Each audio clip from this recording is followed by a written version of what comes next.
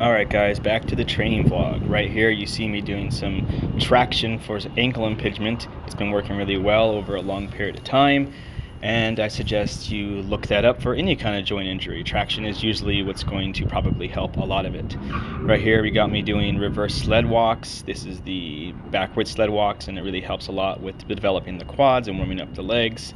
And then right here I've developed this, well, I didn't develop it, I've seen it before, but it's called a sissy squat, but it's a walking sissy squat. And I found that since I started doing these, it's really helped with my quad development, but also just they feel more active more of the time. Here in my pulling exercises, you saw me warming up with some scapular pulls, and then these are just some body weight ones, and then adding weight to it. I'm doing a single set to failure. This is with 35 pounds added to my pull-up. I'm about at around 10 to 11 of them, and then I started working iron cross work again. Right now it's just assisted iron cross work, but I need to have a lot of work to do with that. I need to develop that a lot more.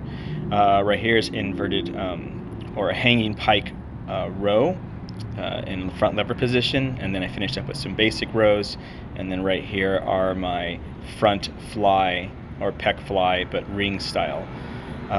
Still going after those handstand push-up work and starting back in pike, and that's been going well. Also right here, shout out to Lee Whalen for those bridge push-ups. They've been helping me out a lot with developing my strength behind my back and overhead, and then finishing up this workout with some tricep extensions on the rings, and then some bicep curls where they reverse the curl on the way down, and I find this is a good way to get both sides of the equation as I'm coming around. I do this one set to failure, starting with I believe 30 pounds, then to 25, and then 20.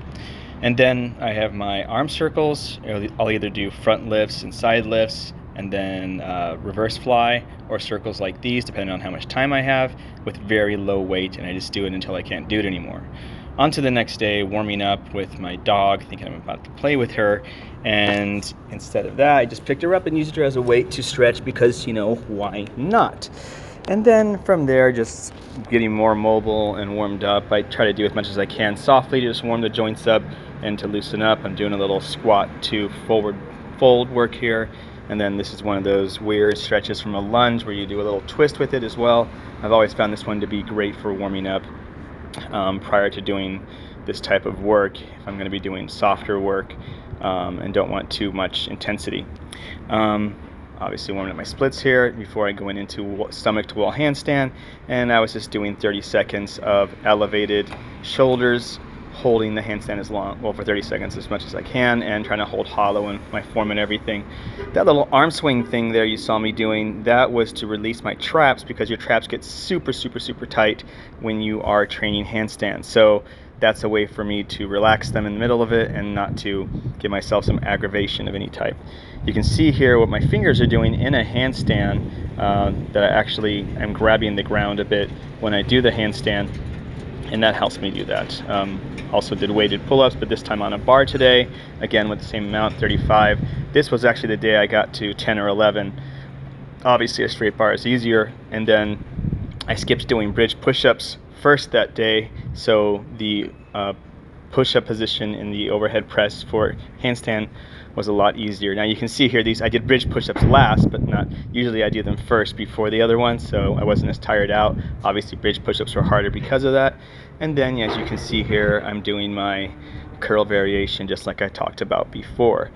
I just want to show the consistency of this type of training, because I think there's some misconceptions about kind of what the process is to develop your body. Over time, you do have to be very consistent with the work you're doing, and someone like me who can afford to train more often because of the way I've set up my life allows me to get that consistency in. Right here, just trying to do some thoracic extension work so I can work on my bridge. These back bends to wall that I've been doing for a while have been helping a lot with just the comfortability of getting into that position. And then I've been adding on this extra one here, which is more of a one leg variation, which helps with step outs for front handsprings and back handsprings. So you want to give that a go ahead and try it out. I apologize if it's a little loud around me. I am recording this live essentially. And then right here, just some body wave work that I was trying to add in. I'm trying to add more of my dance stuff into my practice. I You know, I did a lot of dance in my life, and I want to start adding that back in. So here's some body wave work, and if you're interested in that, I did post a video to YouTube explaining how to get into body wave work. So check out my YouTube channel. Actually, you're on my YouTube channel, so stay here. And then right here, I'm working on my fire knife skills, just doing the rotor and developing the speed of this. Oh, look, a little blackout section. You can see I'm just working behind the back pass work there. And there's lots of little blackout sections here. I guess I'll have to edit these out. And you'll never know that because, you know, editing's fun. Tossing side to side with the crossing the front and the figure 8 pattern, and then into a thumb toss on either side. Lastly, this is a little behind the back grab from a thumb toss position. And then the final thing you're seeing here is me doing some rope flow for my best attempt at it.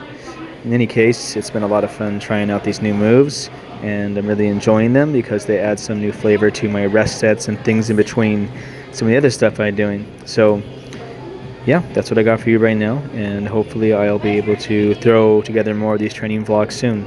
Talk to y'all later. Keep on moving.